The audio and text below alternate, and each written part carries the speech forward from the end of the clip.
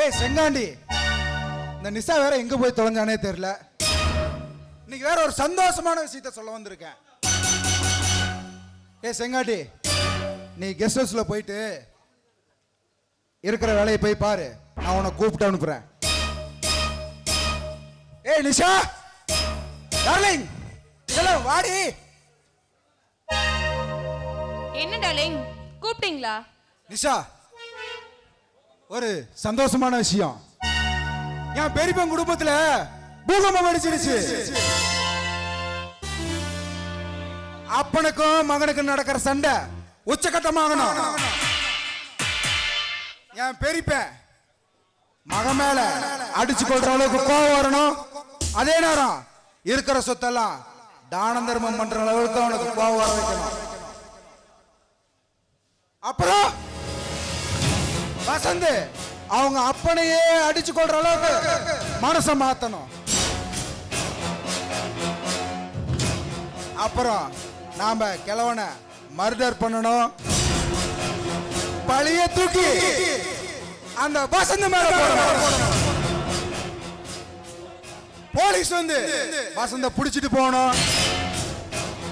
இருக்கிற சொத்தை எல்லாத்தையும் எப்படி அனுபவிக்கணும் வழியை தேடணும். Very good darling, very good. நீங்க சொல்ற மாதிரி அந்த கிழவனை நம்ம வசப்படுத்தணும். அந்த கிழவனுக்கு பாசமலைய பொழியணும். அதுக்கப்புறம் அந்த கிழவனோட கதைய முடிக்கணும். ஆமா நிஷா, இந்த பூர்வீகத்தை அடைஞ்சிட்டேன்னா புதிய அத்தியாயத்தை ஏற்படுத்திடுவேன். அந்த பிரம்மனே எனக்கு 10ஆம் பாடு கொடுத்துட்டான். முப்பாட்ட சொத்துக்கு நான் தான் முதல்வன்னு வச்சுட்டான்.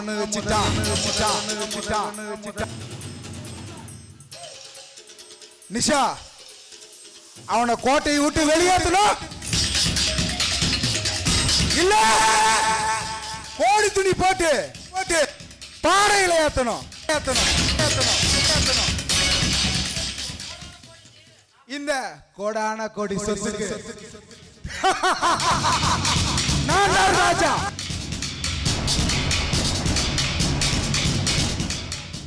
ஏன் டார்லிங், இன்னைக்கு தானே இந்த வசந்துக்கு முதல் இரவு. அவனை 1000 இரவ சந்திச்ச வேண்டி அவனுக்கு போய் முதல் இரவா? சே. இருந்தாலும் இது புது உருவாச்சு, நல்லபடியா நடக்குமான்னு. அது எப்படி டார்லிங் நடக்கும்? அதான் அவன் பொண்டாட்டி நடத்தைய பத்தி தப்பா அவன் காதுல போட்டிருக்கோம்ல. அவன் இனிமே வாழ்க்கையில சந்தோஷமா வாழவே மாட்டான்.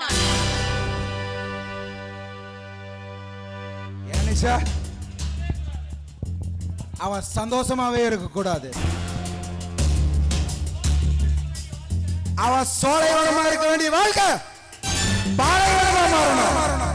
அதுக்கு அவன் மதுவை குடிச்சு இந்த ஊருக்குள்ள உருண்டு கிடக்கணும். பெத்த தாய் பாசமும் கிடைக்கல, பொண்டாட்டியும் சோரம் போயிட்டானு அவன் மனசு குலுங்கி அழுவணும். அதை வச்சு அவன் பொழப்ப கெடுக்கணும், பொண்டாட்டியோட ஒண்ணு சேராம வைக்கணும்.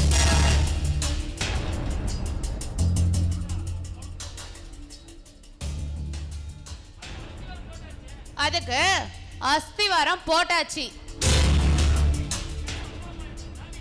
இந்நேரம் அவன் வாழ்க்கை அம்பலமாயிருக்கும் டார்லிங்.